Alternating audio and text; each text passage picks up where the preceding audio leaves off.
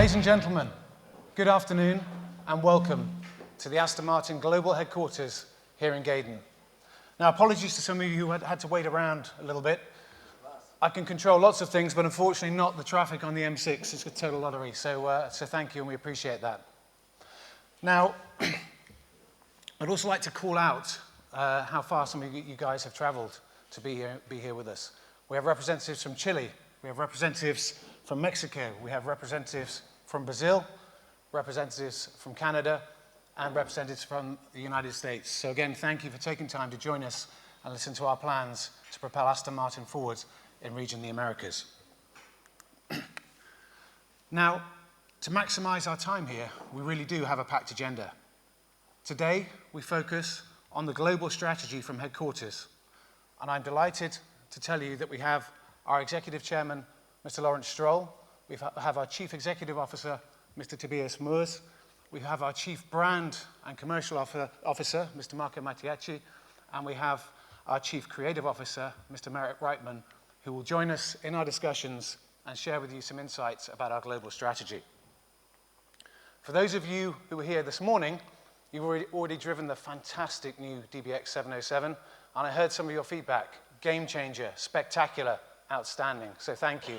For those of you who came down in the coach, you get a chance later today to experience the dynamic DBX 707. We also have the privilege of a visit to the Design Studio Atrium, where we'll let you see some of our future products and immerse you and provide further motivation and excitement for this wonderful brand. As a final piece of housekeeping, you may notice that we haven't actually allotted time for a formal Q&A. There's lots of discussions during our time here, but I've actually put a webinar in the diary with you in the next 2 weeks, so you can take on board, consolidate your thoughts, and we can have a feedback session through the medium of those webinars, if that's okay. Now, before I hand over stage, please, let's use the next 24 hours as an opportunity to reset our relationships. Do you know that in the first 4 months with Aston Martin, I've visited over 30 of your stores. I've seen some great businesses, some a little less great, but generally some great businesses, and I've met some really wonderful, passionate, and engaged associates, management, etc., with a real vision and passion for the future. I've also got caught up in some discussions about the past and the problems about the past. Now, I'll be the first to acknowledge we can't and we won't try and rewrite history, but please, for the next 24 hours, let's focus on this wonderful opportunity that we have with this magnificent brand in region, the Americas. As Steve Jobs said, in the context of the next 24 hours, let's go and invent tomorrow instead of worrying about what happened yesterday. I invite you all to do that with me over the next 24 hours. We have really, I believe, the most exciting opportunity in high luxury automotive in our region. So what I ask you to do is think and have a mindset with me and my team to unlock that potential together. In a few moments, I'll ask our Executive Chairman, Mr. Stroll, to come on stage, but first of all, a short film.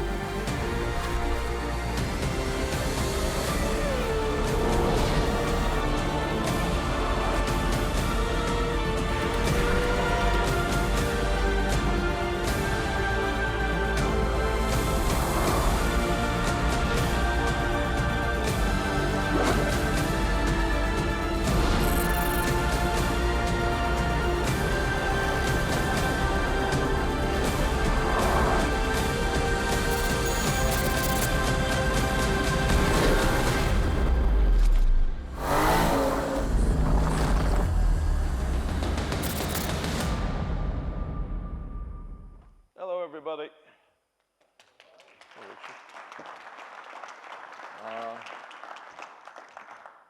Thank you all for coming. I guess I left most of you in Pebble Beach, which will be coming up soon. It's 2 years now, literally 2 years, that I started this incredible journey. 3 years, if you count the acquisition of the Formula One team, 2 years that I'm executive chairman here.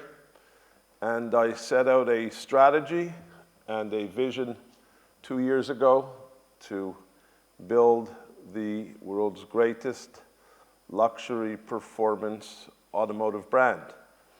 And thank God I can be able to say I've stuck true to my words of what I promised 2 years ago, and I think delivered on every one of the points I made. As you all know, we were sitting on a pretty decent amount of inventory a couple of years ago. That managed to clear its way through. I said we're going to make this the first step in building a luxury brand is having some scarcity and having some pent-up demand. And I told you it was very expensive for us, that we're going to only start to build cars with orders, and we have to increase our retail tagged orders, and that's how we're going to build an incredible business, help our residual values, and ultimately make you guys more profitable. We've done that. We struggled through COVID, not being able to manufacture cars. I've invested close to $1 billion now personally in this project of Aston Martin. No small sum by any means. And I must say, 2 years into it, if I would have a choice to do it all again or not, I would do it all again.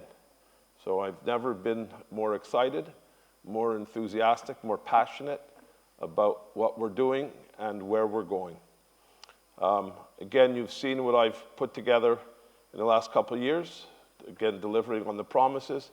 Today, you're seeing the first new car of my management, since I took over, the first car that we're responsible for. You've all read the press. I think I've never read anything more critically acclaimed come out, at least in the automotive world, where everybody gives it between 4.5 and 5 stars, and it really is not only the most powerful, but a lot of you guys, I understand, drove it today, really is the most impressive performant SUV. It really does drive like a sports car. So accomplished the mission, accomplished the feat, giving you guys the greatest product to go to battle with against our competition. So now, I think we could honestly say for the first time that I'm aware of, from a technological point of view, Aston Martin's ahead of the competition. And this is the beginning, the first of many. We launched the Vantage Coupe, as you know, this year, sold out in a few days. Valkyrie, we're getting to grips with delivering a very complex car. Certainly we've had our manufacturing challenges. Thank God no one's really asking for their deposits back, and we're completely sold out. So really going from strength to strength. Again, this DBX 707 will be a game changer. Later today, I think I understand you're seeing the new DB11. It's even a bigger difference from what the original DBX was to DBX 707. There's a much bigger difference from DB11 you have today to where DB11 is going in vehicle driving dynamics and horsepower. We finally get touchscreen interiors, a much more beautiful car, much bigger. You'll see it. I think you'll be equally as impressed as I was when I first saw it. So delivering on the product, and as you know, all the future front engine lineup gets refreshed next year with a new version of Vantage, a replacement for DBS. So I don't know another automotive company that's delivering on the amount of new and great product as we will be starting with this car and following up through that with Valhalla, many variants from mid-engine program, and of course taking us into our electric vehicle journey, which we are working feverishly at of trying to determine what an Aston Martin EV vehicle feels like, looks like, and we have some pretty exciting ideas. We've had a tremendous amount of new engineers join the business. We've already had great people in-house that a lot of you guys already know. We've had a lot of new great engineers wanting to join on the journey. I can thankfully say I've had that same exact experience in our Formula One team.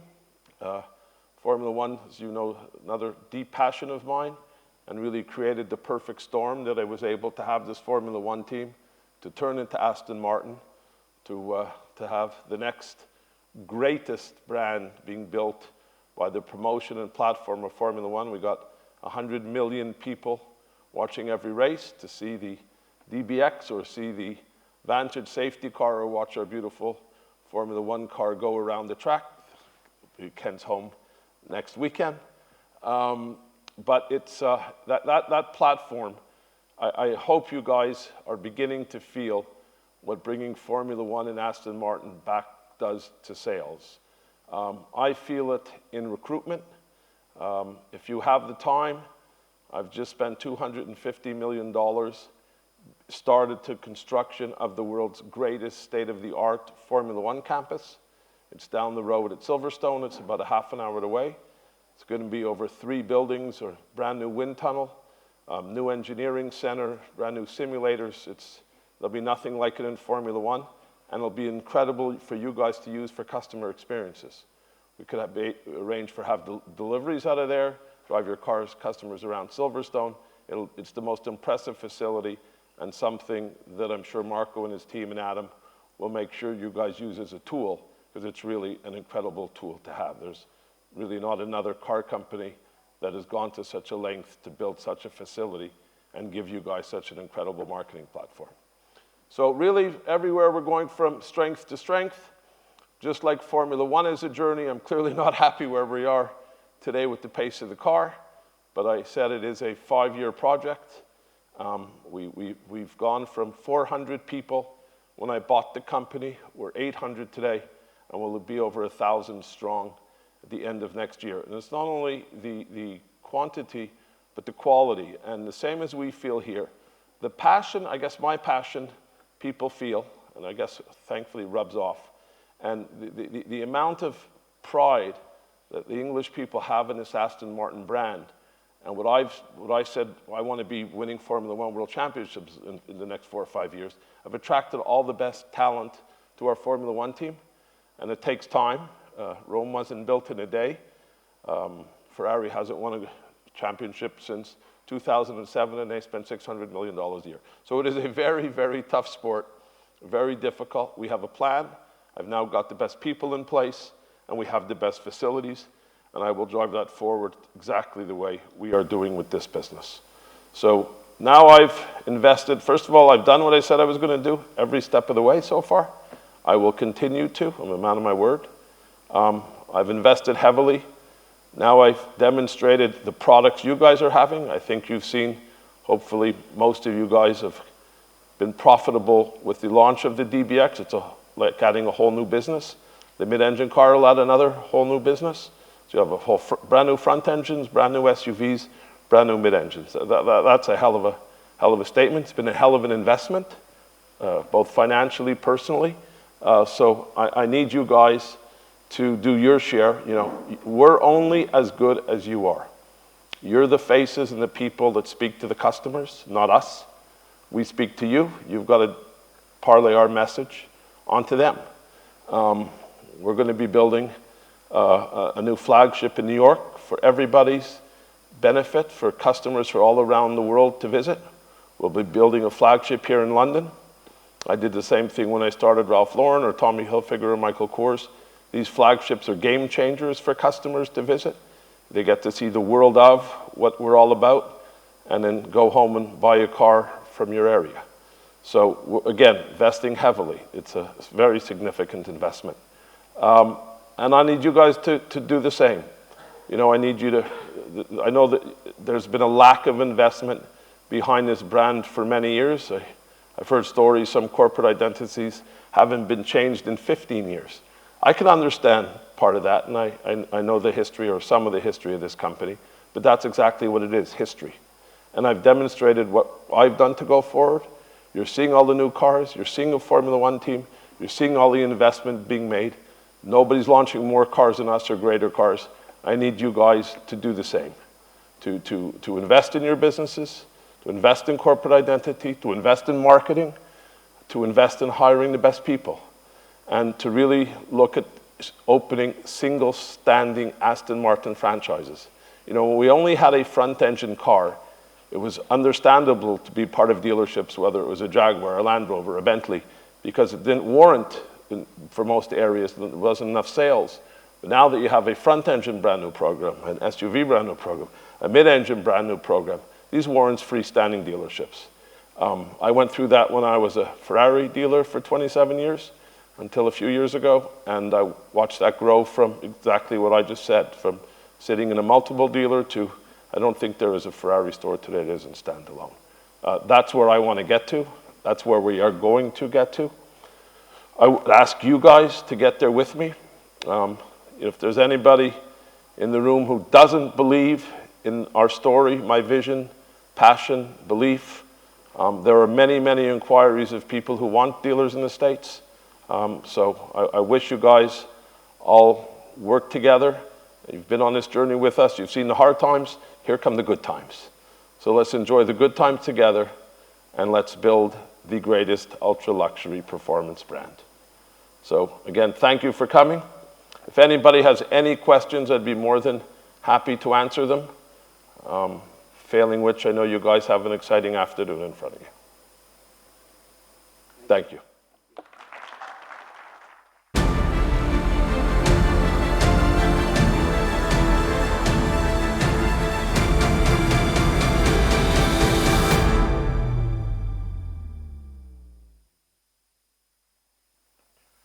Good afternoon, everybody. Thanks, Lawrence, for the introduction. We talked a lot about turnaround and how we changed the business, and it's really a pleasure to meet everybody here in person in Gaydon. We met in Pebble Beach, but being back in the business and meet in person is really a great pleasure. Thanks very much for your contribution over the last 2-3 years. It was really keeping up the business, and thanks so much for that. Everything starts with a vision. And this was the vision we brought up and we figured out, and we worked a lot on that. Marco, Lawrence, and the whole team worked on that vision to be the world's most desirable ultra-luxury British brand. We miss automotive. That's even more kind of ambitious what we see as a future and a vision for the brand. Creating vehicles with the ultimate technology. That one is the first off. V12 Vantage is another one, and there's more to come. Precision and craftsmanship that deliver thrilling performance. Best example here, V12 Vantage as well. I promise you exceptional driving dynamics for V12 Vantage as well. I think it's one of the best driving dynamic cars in the sport car we ever did.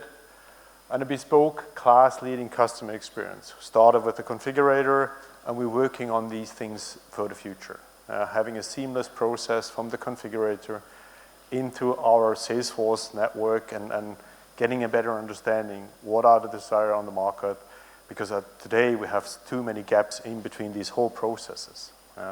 We have still manual interaction between configurator, putting it into the sales ordering system. So we're on top of all these things, and we're working on through those things. And our new ERP system, which is crucial for us, which is Info for the future, is about up and running for the business in July. What we push down further, so we have finance now on that new ERP system, and slowly but securely we move all the business units, all the divisions into that new ERP system, and it has a clear interface to Info, because we need, in the future, we need a digital twin for our cars. When it comes to connect the car, we need the digital twin. On every modern car app, you see your personal car, and that's the future for us coming next year. Everything starts with a brand. I don't have to talk about the brand. Lawrence kind of does that much better than me. Product innovation, certainly can talk about that. DBX 707 is an innovative product and delivers, I think, exceptional driving dynamics, thrilling performance, exciting products, creates exciting on the marketplace, on customer side. And then for sure, sustainability, we are moving forward. We just brought up a new ESG commitment from our side, which is very important. And the team what we have here in Gaydon, the dedication on the shop floor, And as well, with all the new members in the team, we're creating an exceptional team and working together in the future. What we achieved, I don't want to, borrow you with that, but for sure, back for you guys to be profitable. It is much more exciting as of today. Used car price is moving up. Residual value are moving up. We launched new products, 707, V12 Vantage, new generation sports cars. We're gonna see the first car out of that new family today. And then we have that brand awareness where it pays off. Formula One is a very, it's a massive instrument. It's a massive tool to create product awareness for us as a brand and as well for the products. And then, Project Horizon touches everywhere in the business. We are still moving on with more efficiency. And even when it comes, everybody talks about chip shortage and raw material pricing. Yes, we face that as well. But regarding raw material and the price increase, what we see, we overachieved that with all the efficiencies we took in place here on the site and together with our suppliers as well. We build a new production system at the moment, which is, I think, very bespoke for automotive industry. But I don't call us probably automotive, but we build one-off interiors. And this is our guiding principle for our production system for the future. That we're not doing mass manufacturing, and we still face kind of a production system which is linked to the, honestly, Ford legacy. So we still deal with 20-year-old IT, even older than that. So we build a new production system and respect of one-off's interior. So the interior, the trim in future is our guiding principle. That's our center of gravity, and we put everything around that regarding our production sequencing for the future. Nobody's doing it that way. It's a very bespoke system, but Infor supports us for that, and that's a great journey. And then ESG strategy launched with our ambition. It's not just BEV, it is sustainability on the sites as well. Wales, I think we have the largest roof surface in Wales, in our hangars where we built the DBX. So we're gonna have solar panels there in a year's time, 1.5 years from now. We're gonna have solar panels all over places. We work on solar panels here. So that's very important for us as well, to get to a sustainable plant and site strategy. Product introduction, I think that's the more important thing, but you know all about that. We saw some kind of people running, or Formula One drivers not liking that car. I think you saw that myth as well. But the safety car is not a race car. The safety car's purpose, and I saw that before in my life, because it's now, I don't know, more or less the 26th year I'm doing safety cars. I did that with AMG, I'm doing it here, and we saw that claims every year. If some of the drivers loses, they claimed on the safety car, too slow, my tire get cold. I think that's, move forward. I think we did a good job with that. Then 707, I hope you enjoy driving it. Be careful, there's some police sometimes outside. But I passed by back in the days when we tested it, JLR with 200 kph was a bit ambitious. Carbon ceramic brakes, and you have to drive it. I cannot explain what we did. We did a lot of things. We did a lot of improvement on the body stiffness, and how it moves on the front axle, the precision, how the car drives now is a total different level. The control of the body movement is a total different level, and it's quicker on the racetrack than on the Urus. You feel more comfortable on that car if you go up in a canyon in LA, kind of that way, because it gives you more feedback. It gives you more feedback. It's not, and there it pays off that this is a purpose design. This is a purpose structure. It's not a handover structure from somebody else. It's a purpose design structure. And what we have here is a weight distribution which is much better than all of our competitors, which is almost Audi Q8, you know that. A Bentley and an Urus is based on that. And their weight distribution is, I think it's 56 or something, like a front axle drive car on the front. So we are much better with our weight distribution, 4 points better. And you feel that in the car, how it handles, how it reacts, predictable. And you can have a lot of fun with that. First SUV, I did a full sliding corner in Stowe. And Marco can explain you that. He experienced that together with me. So I think, but we need your support now. We need to face now some sales orders. That would be great, because it's out for sale. But from the performance level, and as well from the interior side, how many variants we provide, how many variations and opportunities we provide to customize your car, that's unbeaten. If I go on the Urus homepage, I just see 10 or 12 opportunities. Here, thousands, infinite. Yeah, it was good. We got really good reviews. Honestly, I must say, in all my career, it's one of the best level of reviews I ever saw. Then this animal, we did a lot of things with that as well. A new level of driving dynamics as well. New philosophy of set up a car. Both cars are providing you an excellent ride comfort, but that car has an exceptional driving dynamics. I have a lap time in mind, which is as good as some of the cars I did before. So it's really great. It has a lot of, it's a continuous, so we did torque shaping. So even if it's wet, you can drift with this car, which is crucial with V12 turbos.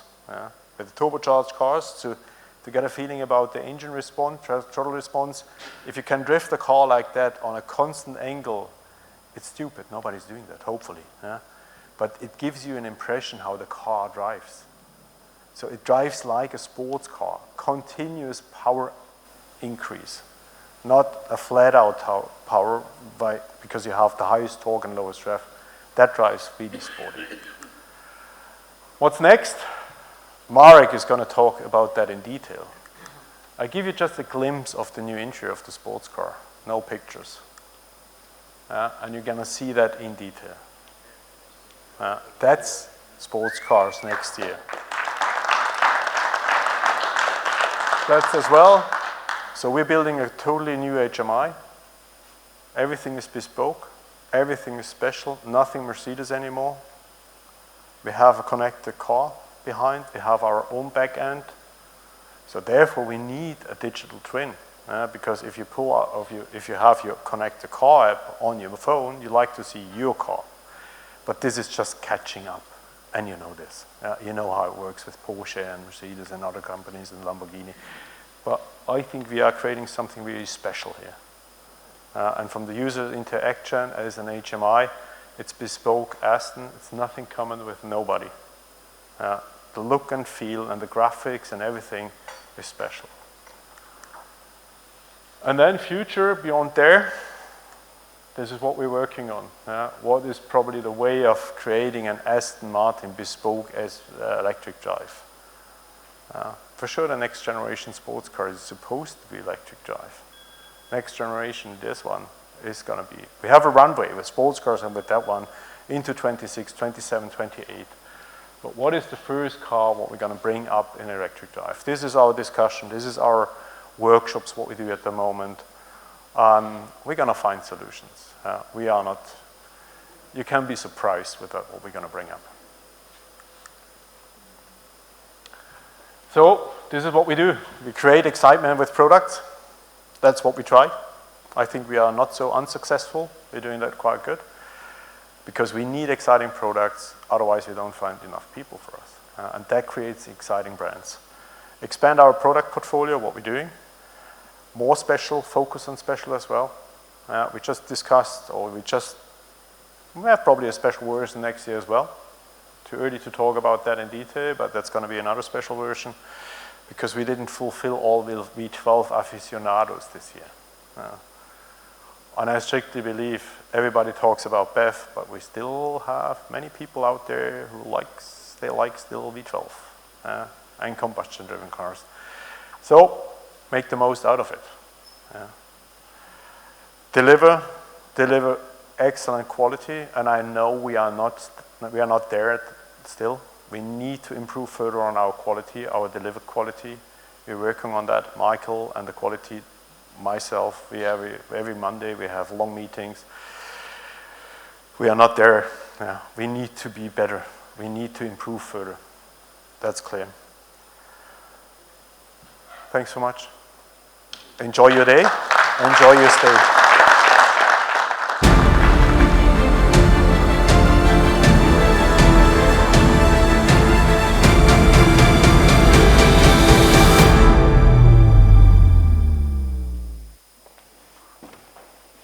Does anyone have any questions for Tobias?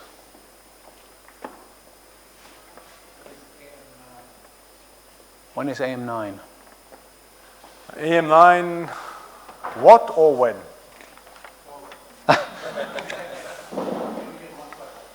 AM9 is kind of, we do a reassessment of the mid-engine program, and AM9 was part of that, and I think there is still an AM9, but it's too early now. Valhalla first, full focus on Valhalla.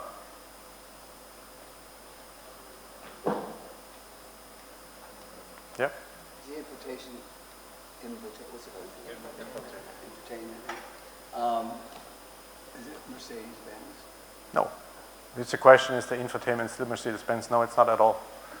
Like No. our other car was. Today we have everything Mercedes-Benz, and unfortunately a few generations backwards, as you know. I must say the DBX infotainment, yeah, it's not the greatest one. We don't, and the most important thing, we don't have a touchscreen. I know this. But yeah, I think with a product like that, probably can overcome that. We can overcome that. We saw that on a G-Wagon. A G-Wagon has the same one. And a G-Wagon is, you know, what they traded in, or what they trade at the moment. It's not so bad. You should achieve the same with that one. Yeah. And that's good for your profit. No, but we start that journey now with the new generation sports cars, which are going to hit the ground next year, spring. And then we have a new infotainment. And we took that decision even the year before, that we're not going to use any more Mercedes, because when it comes to customer experience, and all of us, we know, when it comes to electric drive, ultimately, customer experience is one of the most important things. As well, what makes the brand different, for sure. So we took the decision to create our bespoke, our own environment. Infotainment is totally IP Aston Martin. As well with the connect the car functionalities and the back end and your app and everything is bespoke. So it no longer looks like a Mercedes-Benz? No, it doesn't look like a Mercedes. It looks different. And you know, with all these touchscreens, you always can see some communalities, because you need kind of a bar where you choose functions, things like that. But it's a bespoke system. It's nothing to do with Mercedes anymore. Not at all, nothing. So clearly the benefit of using one that exists is it's tested and it works. It's tested and it works, so yeah. It's tough to build your own software. I know this, yeah. Test it and have it connectivity and Yeah. integration is tough. We have other brands that have tried. And Do you know how often I saw that failing? yeah, no, I'm not suggesting that, but I saw that often. Test. I know that previous British teams compared themselves against themselves, and they just can't. It's got to be really good. Yeah, but for example, we have a clear staggered up function freeze in September, and then we have a 5-6 months testing phase, and it's over the air updated as well. So we do over the air, so there's no need to have all functionalities at the very first instance. We do over the air then. But the team who's working on that, it's a supplier in Italy, but we are now more or less running the show.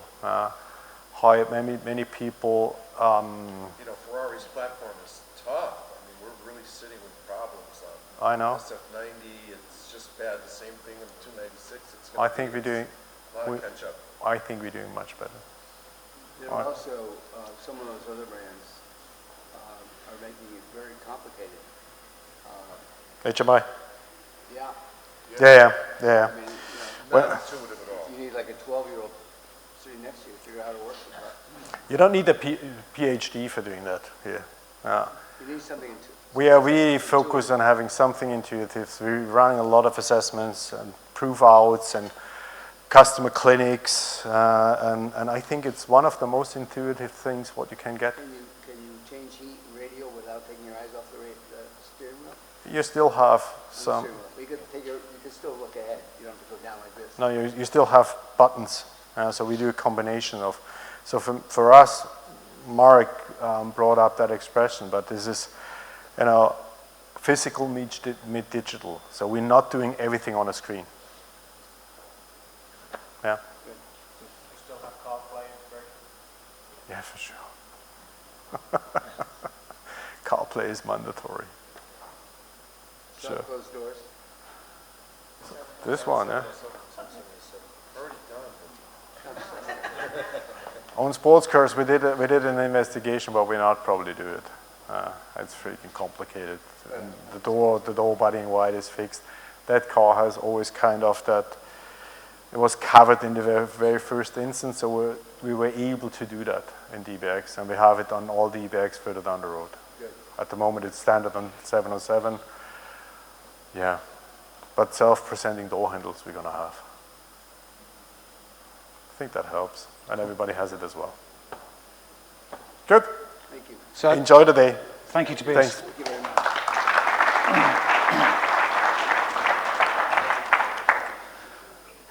So thank you to Tobias and Lawrence for a really interesting, I think, a really interesting insight and overview of the global direction of the company, and hopefully gives you confidence to the conversations that we then have locally and supports our messages that we deliver locally. Now I have, and all of my thunder's been stolen, as you know, because it's been heavily introduced, but I now have something special in store for you. I'd like to join Marek Reichman with a tour of our design studio atrium, where we're going to see, as has been said, the new DB11. So please join me. I have one request, please. Please do not take a cell phone out of your pocket. I'd recommend you leave it on your chair. No one's going to steal it. But if you want to carry it with you for comfort, because we can't be far away from them, then please leave it in your pocket. That's the only request I have of you. Okay?